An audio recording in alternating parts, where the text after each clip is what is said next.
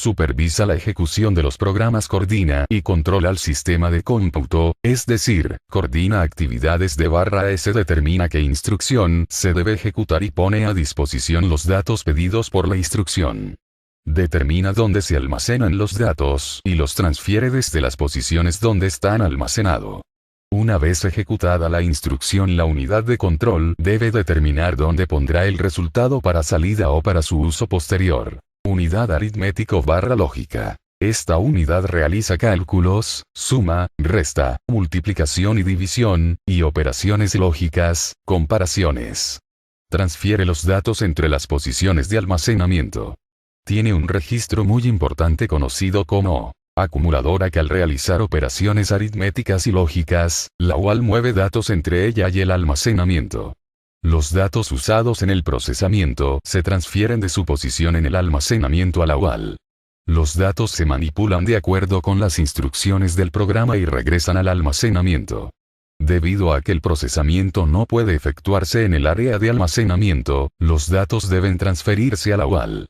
Para terminar una operación puede suceder que los datos pasen de la UAL al área de almacenamiento varias veces. Área de almacenamiento primario. La memoria da al procesador almacenamiento temporal para programas y datos.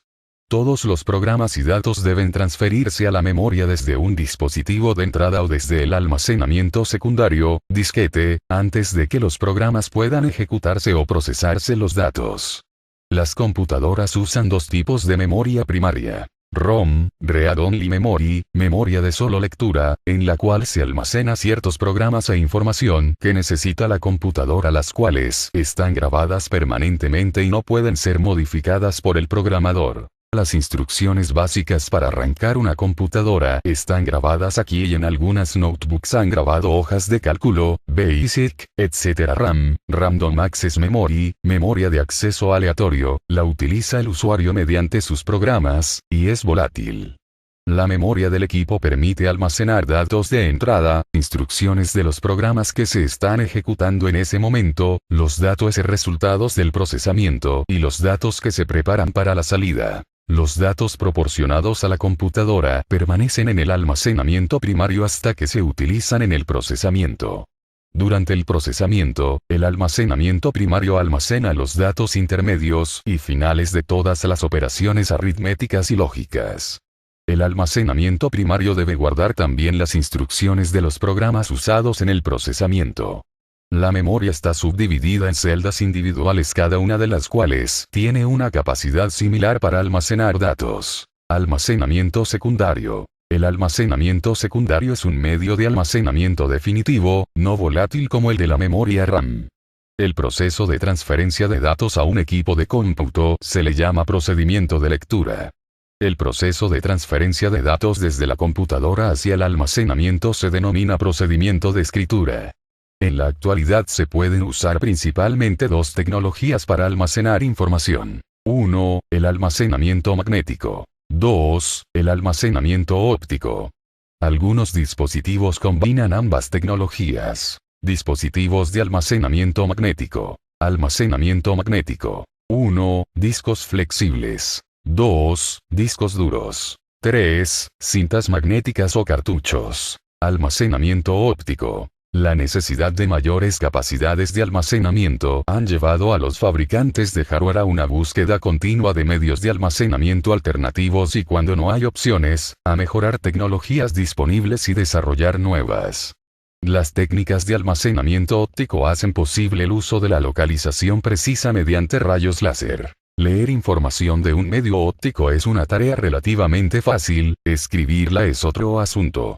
El problema es la dificultad para modificar la superficie de un medio óptico, ya que los medios ópticos perforan físicamente la superficie para reflejar o dispersar la luz del láser. Los principales dispositivos de almacenamiento óptico son 1. CD-ROM, CD-Read Only Memory. 2. WORM, URIT-11, Readman y medios magnético-ópticos. Estos medios combinan algunas de las mejores características de las tecnologías de grabación magnética y óptica. Un disco MO tiene la capacidad de un disco óptico, pero puede ser regrabable con la facilidad de un disco magnético. Actualmente están disponibles en varios tamaños y capacidades. Salida. Los dispositivos de salida de una computadora es el hardware que se encarga de mandar una respuesta hacia el exterior de la computadora, como pueden ser los monitores, impresoras, sistemas de sonido, módem, etc. 1. Monitores. El monitor o pantalla de vídeo es el dispositivo de salida más común. Hay algunos que forman parte del cuerpo de la computadora y otros están separados de la misma. Existen muchas formas de clasificar los monitores. La básica es en términos de sus capacidades de color. Pueden ser monocromáticos, despliegan solo dos colores, uno para el fondo y otro para la superficie. Los colores pueden ser blanco y negro, verde y negro o ámbar y negro. Escala de grises. Un monitor a escala de grises es un tipo especial de monitor monocromático capaz de desplegar diferentes tonos de grises. Color. Los monitores de color pueden desplegar de 4 hasta 1 millón de colores diferentes. Conforme ha avanzado la tecnología han surgido los diferentes modelos. TTL, monocromático, muy pobre resolución, los primeros no tenían capacidad de graficar. CGA, Color Graphics Adapter, desplegaba 4 colores, con muy pobre resolución a comparación de los monitores actuales, hoy en día fuera del mercado. EGA, Enhanced Graphics Adapter, manejaba una mejor resolución que el CGA, de 640x 350 píxeles. Los píxeles son los puntos de luz con los que se forman los caracteres y gráficas en el monitor, mientras más píxeles mejor resolución. Desplegaban 64 colores. VGA, Video Graphics Array, los hay monocromáticos y de color. Adecuados para ambiente gráfico por su alta resolución, 640 x 480 píxeles, pueden llegar hasta 256,000 colores o 64 tonalidades de gris, dependiendo de la memoria destinada al dispositivo. VGA, Super Video Graphics Array, maneja una resolución más alta, 1,024x 768, el número de colores desplegables varía dependiendo de la memoria, pero puede ser mayor que 1 millón de colores. UVGA, Ultra Video Graphics Array, resolución de 1280x 1024. La calidad de las imágenes que un monitor puede desplegar se define más por las capacidades de la tarjeta controladora de vídeo, que por las del monitor mismo. El controlador de vídeo es un dispositivo intermediario entre el CPU y el monitor. El controlador contiene la memoria y otros circuitos electrónicos necesarios para enviar la información al monitor para que la despliegue en la pantalla. 2. Impresoras. Dispositivo que convierte la salida de la computadora en imágenes impresas. Las impresoras se pueden dividir en dos tipos, las de impacto y las de no impacto. Impresoras de impacto. Una impresora que utiliza un mecanismo de impresión que hace impactar la imagen del carácter en una cinta y sobre el papel. Las impresoras de línea, de matriz de punto y de rueda de margarita son ejemplos de impresoras de impacto. Impresora de matriz de puntos, es la impresora más común. Tiene una cabeza de impresión movible con varias puntillas o agujas que al golpear la cinta entintada forman caracteres por medio de puntos en el papel. Mientras más agujas tenga la cabeza de impresión mejor será la calidad del resultado. Las hay de 10 y 15, las velocidades varían desde 280 CPS hasta 1,066 CPS. Impresoras de margarita. Tiene la misma calidad de una máquina de escribir mediante un disco de impresión que contiene todos los caracteres, están de salida del mercado por lentas. Impresoras de línea. Son impresoras de alta velocidad que imprimen una línea por vez. Generalmente se conectan a grandes computadoras y a mini computadoras. Las impresoras de línea imprimen una línea a la vez desde aproximadamente 100 a 5000 LPM. Impresoras sin impacto. Hacen la impresión por diferentes métodos, pero no utilizan el impacto. Son menos ruidosas y con una calidad de impresión notoriamente mejor a las impresoras de impacto. Los métodos que utilizan son los siguientes. Térmicas. Imprimen de forma similar a la máquina de matriz, pero los caracteres son formados marcando puntos por quemadura de un papel especial. Bell. 80 CPS. Los faxes trabajan con este método. Impresora de inyección de tinta. Emite pequeños chorros de tinta desde cartuchos desechables hacia el papel, las hay de color. Bell. De 4 a 7 ppm. Electrofotográficas o láser. Crean letras y gráficas mediante un proceso de fotocopiado. Un rayo láser traza los caracteres en un tambor fotosensible, después fija el tóner al papel utilizando calor. Muy alta calidad de resolución, velocidades de 4 a 18 ppm. Software. Definición. Clasificación: sistemas operativos. Lenguajes de programación S. De uso general. SDE. Aplicación. Definición de software. El software es el conjunto de instrucciones que las computadoras emplean para manipular datos. Sin el software, la computadora sería un conjunto de medios sin utilizar. Al cargar los programas en una computadora, la máquina actuará como si recibiera una educación instantánea. De pronto sabe cómo pensar y cómo operar. El software es un conjunto de programas, documentos, procedimientos, y rutinas asociados con la operación de un sistema de cómputo. Distinguiéndose de los componentes físicos llamados hardware. Comúnmente a los programas de computación se les llama software. El software asegura que el programa o sistema cumpla por completo con sus objetivos, opera con eficiencia, está adecuadamente documentado, y suficientemente sencillo de operar.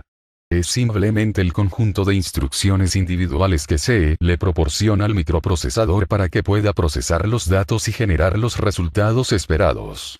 El hardware por sí solo no puede hacer nada, pues es necesario que exista el software, que es el conjunto de instrucciones que hacen funcionar al hardware. Clasificaciones del software. El software se clasifica en 4 diferentes categorías: sistemas operativos, lenguajes de programación, software de uso general, software de aplicación. Algunos autores consideran la tercera y cuarta clasificación como una sola. Sistemas operativos. El sistema operativo es el gestor y organizador de todas las actividades que realiza la computadora. Marca las pautas según las cuales se intercambia información entre la memoria central y la externa, y determina las operaciones elementales que puede realizar el procesador. El sistema operativo debe ser cargado en la memoria central antes que ninguna otra información. Lenguajes de programación. Mediante los programas se indica a la computadora qué tarea debe realizar y cómo efectuarla, pero para ello es preciso introducir estas órdenes en un lenguaje que el sistema pueda entender. En principio, el ordenador solo entiende las instrucciones en código máquina, es decir, el específico de la computadora. Sin embargo, a partir de estos se elaboran los llamados lenguajes de alto y bajo nivel. Software de uso general. El software para uso general ofrece la estructura para un gran número de aplicaciones empresariales, científicas y personales.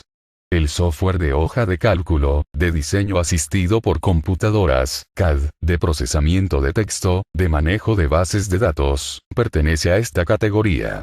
La mayoría de software para uso general se vende como paquete. Es decir, con software y documentación orientada al usuario, manuales de referencia, plantillas de teclado y demás. Software de aplicaciones. El software de aplicación está diseñado y escrito para realizar tareas específicas personales, empresariales o científicas como el procesamiento de nóminas, la administración de los recursos humanos o el control de inventarios. Todas estas aplicaciones procesan datos, recepción de materiales, y generan información, registros de nómina.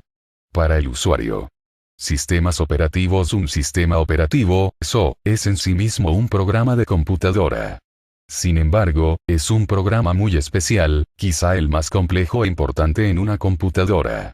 El SO despierta a la computadora y hace que reconozca a la CPU, la memoria, el teclado, el sistema de vídeo y las unidades de disco. Además, proporciona la facilidad para que los usuarios se comuniquen con la computadora y sirve de plataforma a partir de la cual se corran programas de aplicación. Cuando enciendes una computadora, lo primero que ésta hace es llevar a cabo un autodiagnóstico llamado autoprueba de encendido, Power On Self Test, POST. Durante la POST, la computadora identifica su memoria, sus discos, su teclado, su sistema de vídeo y cualquier otro dispositivo conectado a ella. Lo siguiente que la computadora hace es buscar un SO para arrancar, boot.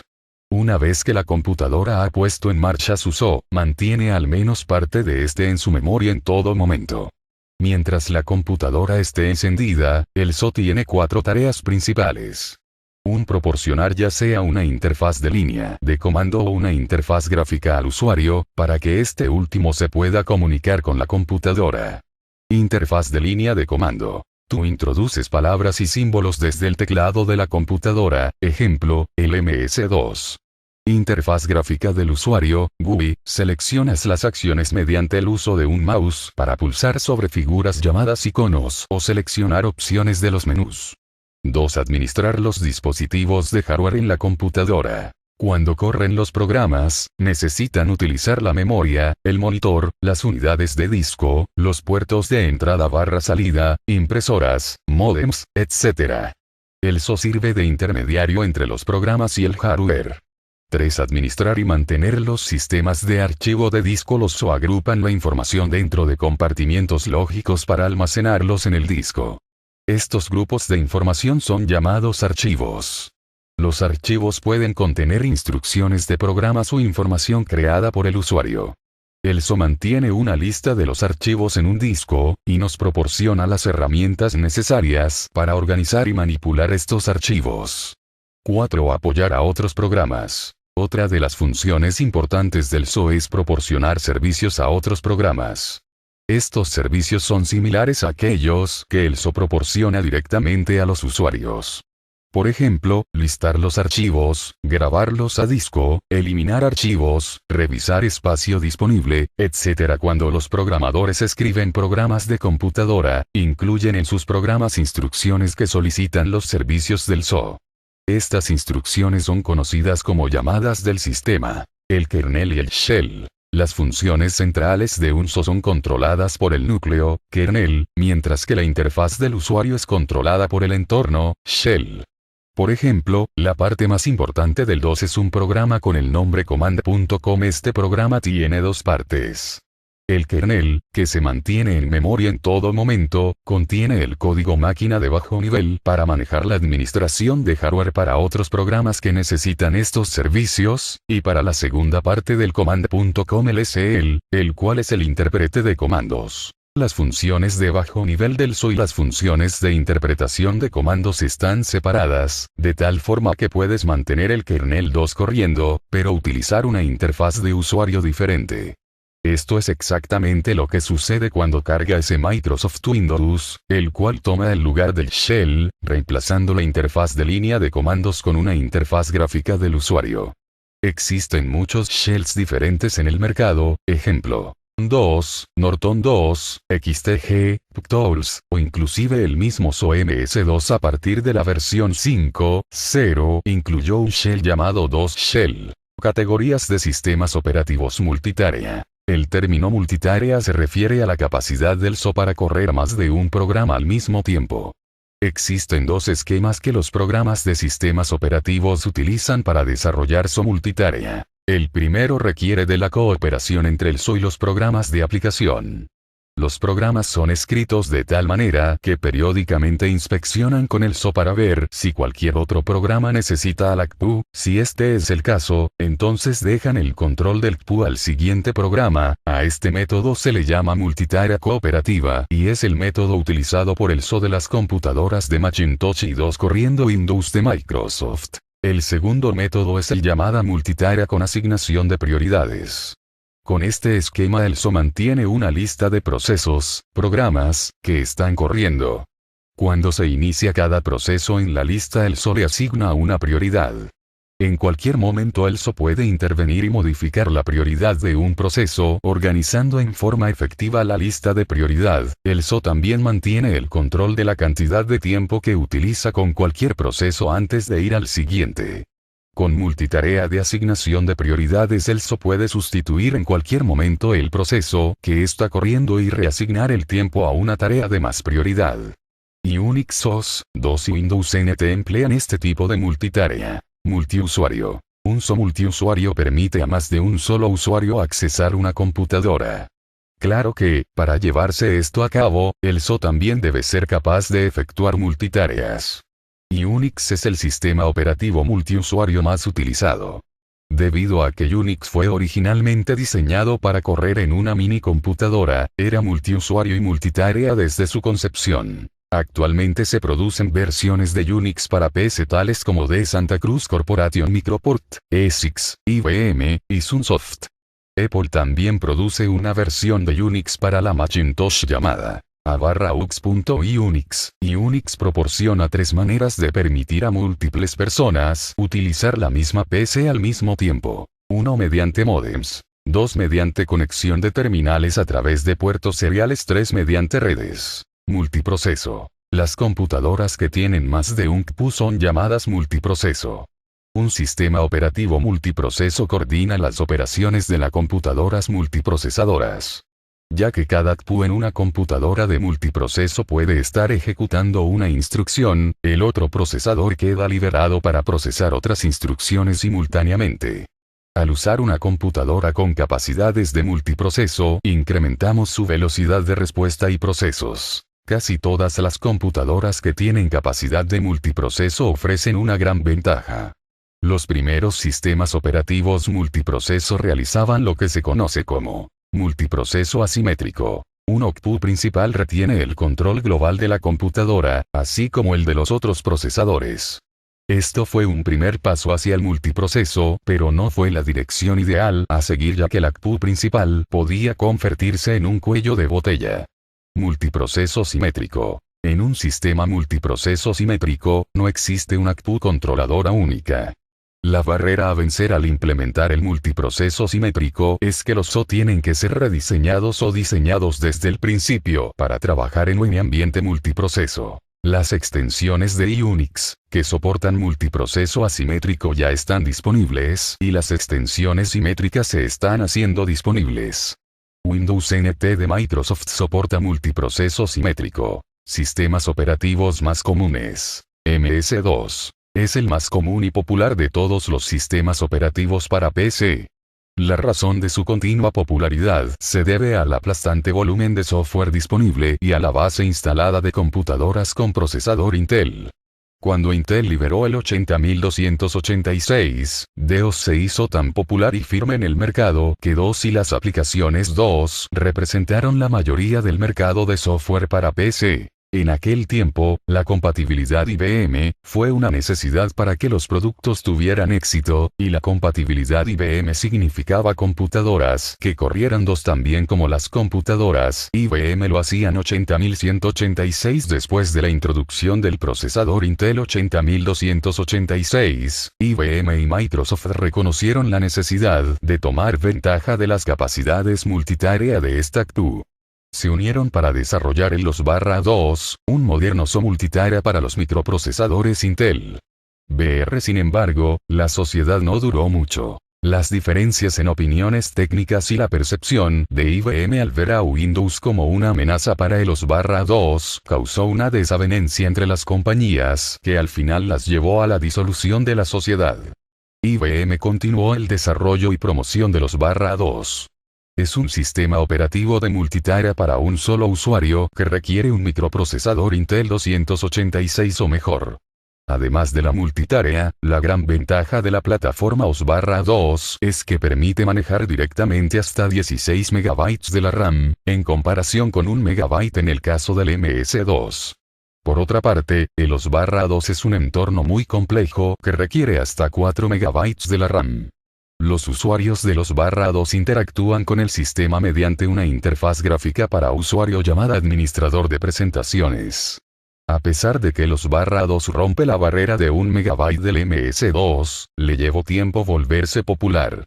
Los vendedores de software se muestran renuentes a destinar recursos a la creación de un software. Virus.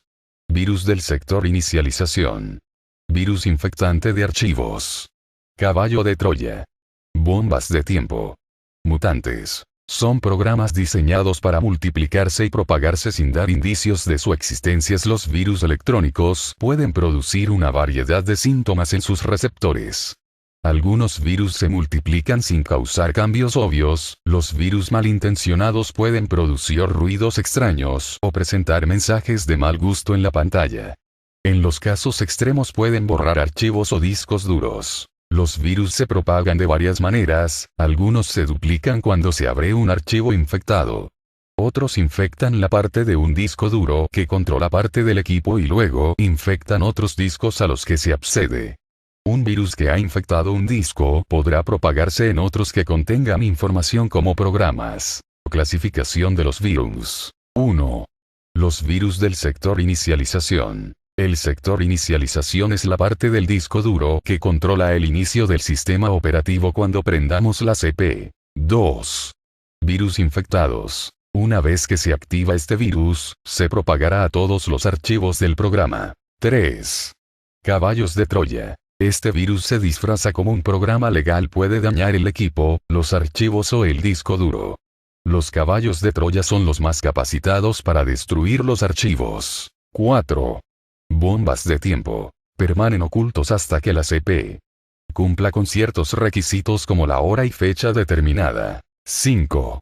Mutantes. Estos virus cambian de forma al pasar de un disco a otro o de un archivo a otro, es difícil detectarlos y erradicarlos. Windows. Es un soporte físico gráfico de trabajo que funciona con muchas aplicaciones diseñadas específicamente para él. Sus características principales son la facultad de las aplicaciones para que los usuarios trabajen de manera sencilla y agradable.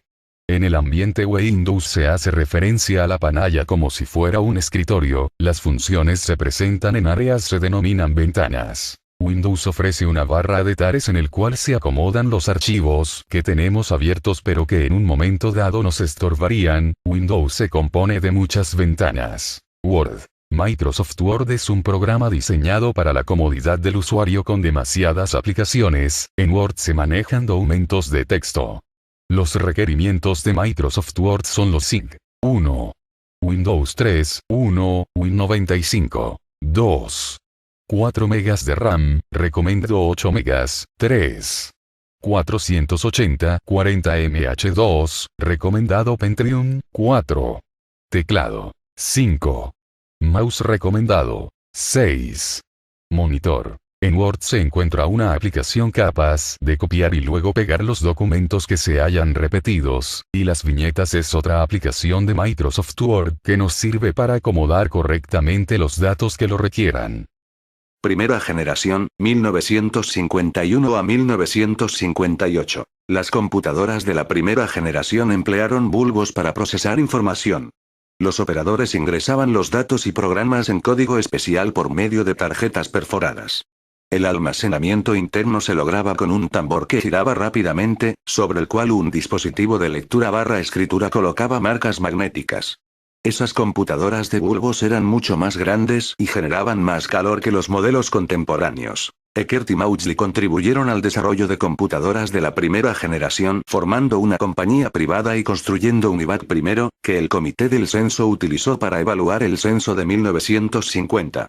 La IBM tenía el monopolio de los equipos de procesamiento de datos a base de tarjetas perforadas y estaba teniendo un gran auge en productos como rebanadores de carne, básculas para comestibles, relojes y otros artículos. Sin embargo, no había logrado el contrato para el censo de 1950. Comenzó entonces a construir computadoras electrónicas y su primera entrada fue con la IBM 701 en 1953.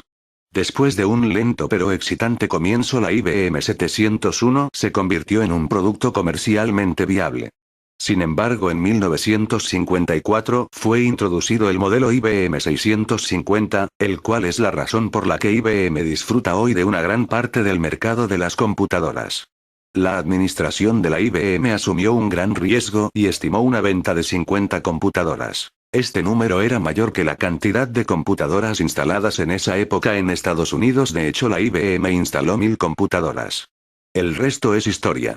Aunque caras y de uso limitado, las computadoras fueron aceptadas rápidamente por las compañías privadas y de gobierno. A la mitad de los años 50, IBM y Remington Rand se consolidaban como líderes en la fabricación de computadoras. Segunda generación, 1959-1964. Transistor compatibilidad limitada. El invento del transistor hizo posible una nueva generación de computadoras, más rápidas, más pequeñas y con menores necesidades de ventilación. Sin embargo, el costo seguía siendo una porción significativa del presupuesto de una compañía. Las computadoras de la segunda generación también utilizaban redes de núcleos magnéticos en lugar de tambores giratorios para el almacenamiento primario. Estos núcleos contenían pequeños anillos de material magnético, enlazados entre sí, en los cuales podían almacenarse datos e instrucciones. Los programas de computadoras también mejoraron. El COBOL desarrollado durante la una era generación estaba ya disponible comercialmente.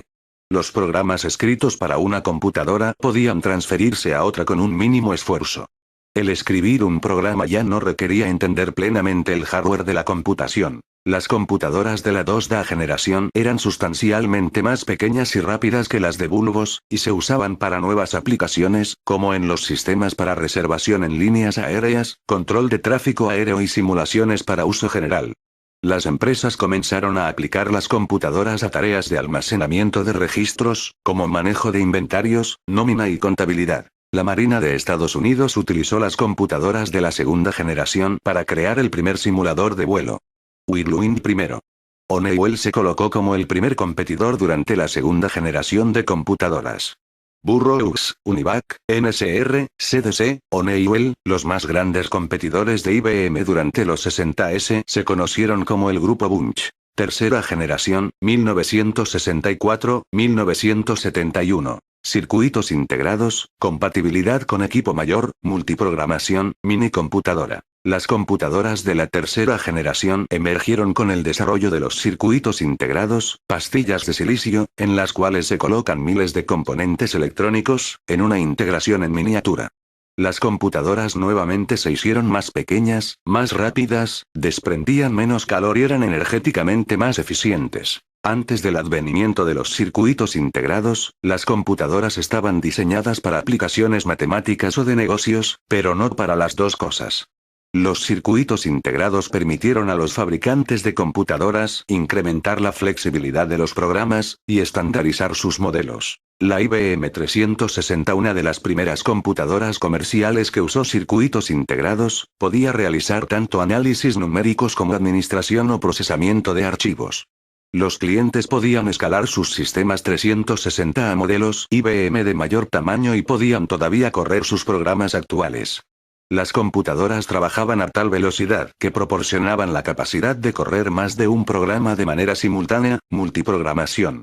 Por ejemplo, la computadora podía estar calculando la nómina y aceptando pedidos al mismo tiempo. Minicomputadoras, con la introducción del modelo 360, IBM acaparó el 70% del mercado. Para evitar competir directamente con IBM, la empresa Digital Equipment Corporation DEC redirigió sus esfuerzos hacia computadoras pequeñas, mucho menos costosas de comprar y de operar que las computadoras grandes. Las minicomputadoras se desarrollaron durante la segunda generación, pero alcanzaron su mayor auge entre 1960 y 1970. Cuarta generación, 1971 a la fecha. Microprocesador, chips de memoria, microminiaturización. Dos mejoras en la tecnología de las computadoras marcan el inicio de la cuarta generación. El reemplazo de las memorias con núcleos magnéticos, por las de chips de silicio y la colocación de muchos más componentes en un chip, producto de la microminiaturización de los circuitos electrónicos. El tamaño reducido del microprocesador y de chips hizo posible la creación de las computadoras personales, PC Personal Computer. Hoy en día las tecnologías LUSI, integración a gran escala, y BLUSI, integración a muy gran escala, permiten que cientos de miles de componentes electrónicos se almacenen en un chip. Usando BLUSI, un fabricante puede hacer que una computadora pequeña rivalice con una computadora de la primera generación que ocupaba un cuarto completo.